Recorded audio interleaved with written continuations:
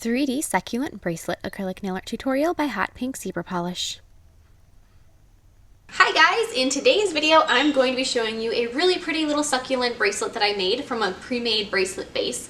And I'm using a whole bunch of products from Beauty Big Bang, Rhinestones, glitter, chrome powder, all sorts of fun stuff, and I will show you all of that, and there is links for it in the description box below, so check that out. And I will see you in my next video. Bye! So here's the stuff that I got from Beauty Big Bang. I got 3 little baggies of rhinestones, blue, kind of a seafoam green, and a pink. These are gorgeous. I love that they're multi-size, and the fact that they're in little baggies, I notice some people, they want them to be in little jars or wheels, but it doesn't really bother me because I've got extra jars and extra wheels that I can separate them out into, and then I'm not wasting extra plastic and all that stuff, so it doesn't bother me any. I got a nice little jar of a glitter mix that's kind of a snowflake icy color that layers on top of different colors absolutely beautifully. And then I got a unicorn powder, and all of these things I'll be showing you how they played out for me. So there's that. Not much powder came in that little jar, and it did seem to leak in the packaging, so that's always fun. Now to start out the succulent, so I've got 3 little designs within this bracelet. So to start out the succulent design, I painted the little inside of my bracelet circle with some dark green gel polish.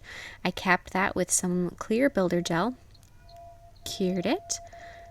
So I don't work with builder gel very often, so every time I use it, it gives me a like, oh geez, I'm using this stuff again. But then after I did that, I put some gel top coat on top of it to sort of finish it off. And now on the nail form backing, I'm going to be sculpting my little succulent with some really light minty green acrylic. So those are the first 3 leaves.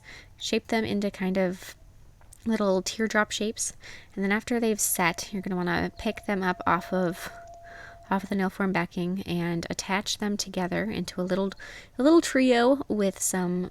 I used a couple different colors of acrylic here, but all pastels. So then I went through and I did some light aqua color. So this is basically the same colors of my rhinestones. So I've got the blue, the green, and the pink. After you kind of attach them all together in the middle there, pick them up so that they're almost standing straight up and down. Just like that. It shouldn't take too long, and they should set up enough where you can leave them alone. So I'm going to sculpt out the next set of leaves. So those first 3 are a little smaller than the rest. All the rest of the leaves that you make can be about the same size. So just make these next ones a little bit bigger. Pull them into the same shape, though. That same teardrop shape works really well.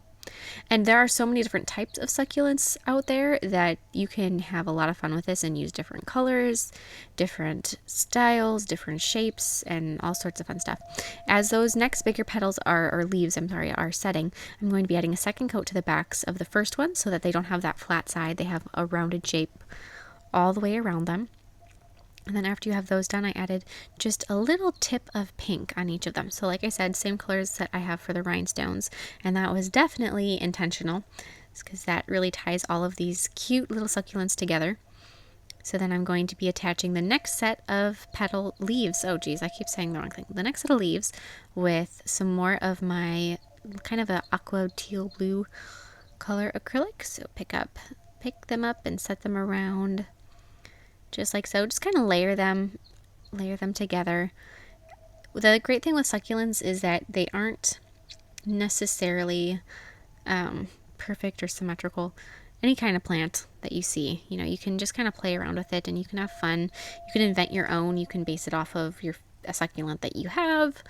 Anything you would like to do, but continue to kind of make more leaves as you go. And if you have extras, like I said, there's 3 designs within the bracelet. There was 9 little spaces on the bracelet, so I did 3 of each. So I ended up making 3 of these succulents. So if you have extra leaves at the end of this one, you can always go through and use them for the next one. And by the end of it, when you're working on the last one, you have a pretty good idea of how many that you're going to need and how many you're going to use. For any design like this, little tweezers is definitely a great thing to have next to you. Silicone tools are a great thing to have out. Anything that you might possibly need, even if I didn't use them, if it's a tool that you really like to use, I a lot of times use cuticle pushers in various designs just because they have the right shape to help me out where I need them. But definitely tweezers are really helpful.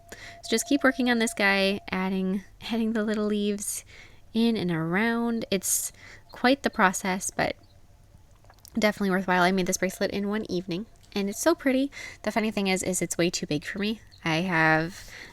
I don't know, both my mom and I, we can like fold our hands in on themselves. So anytime we go to an amusement park or we have a wristband or a bracelet on, we can just slide them right off because our hands are like, yeah, right, we'll just fold up and then, I don't know. But we can just take everything off. So bracelets, if I am actually going to wear a bracelet, it has to be a youth size because otherwise they fall off. And it's just one of those things. So I can't really wear this as a bracelet for very long if I want to keep it. I put it on my ankle though, and I wear it as an anklet, and I thought that was really pretty.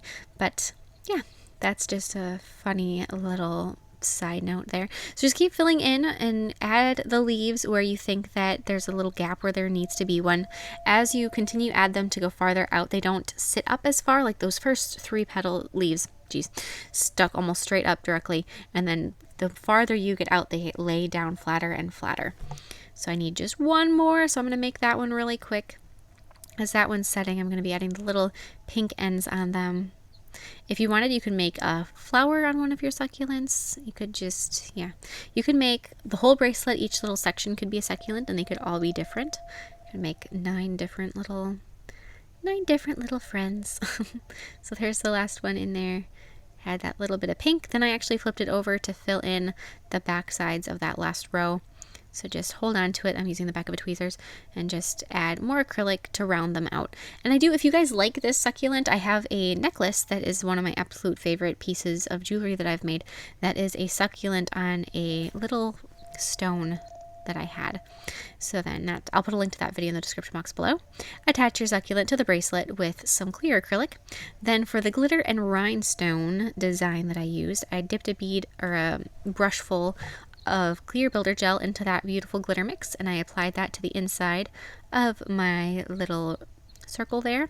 I capped that, after it's cured, I capped it with some more builder gel, and then I'm going to go through and just grab rhinestones. As you can see, I gave them a nice little home in a container, so just fill in that entire thing. The glitter provides a really nice background so that this section of the bracelet is just full of sparkles, because any little bit you see behind the rhinestones is glitter. That glitter is so pretty. Definitely a new favorite of mine. I love those pre-made little glitter mixes. They usually go so well together and makes it really easy. So just fill in that, and then for the last one it's going to be the chrome. So I applied a layer of a really minty green. Then I capped, after that's cured, I capped it with some clear builder gel about halfway. I didn't completely fill in that section of the bracelet. So then I'm going to be applying a layer of no wipe top coat. Cure that, and then burnish in that chrome. And honestly, I wasn't very impressed with the chrome. Like I said before, it kind of leaked. It didn't apply very smoothly in the end. I don't know. It looks good in the bracelet, but just as far as a unicorn chrome goes or any of those things, it wasn't my favorite that I've ever used. Cap that again. After you are finished capping all of them, you can cleanse them to get rid of any tacky layer, and then you're all done. I am so in love with this bracelet, or anklet in my case. I hope you guys like it too. Like I said, I'll put a link to that necklace video in the description box below, so check that out, and I'll see you in my next video. Bye!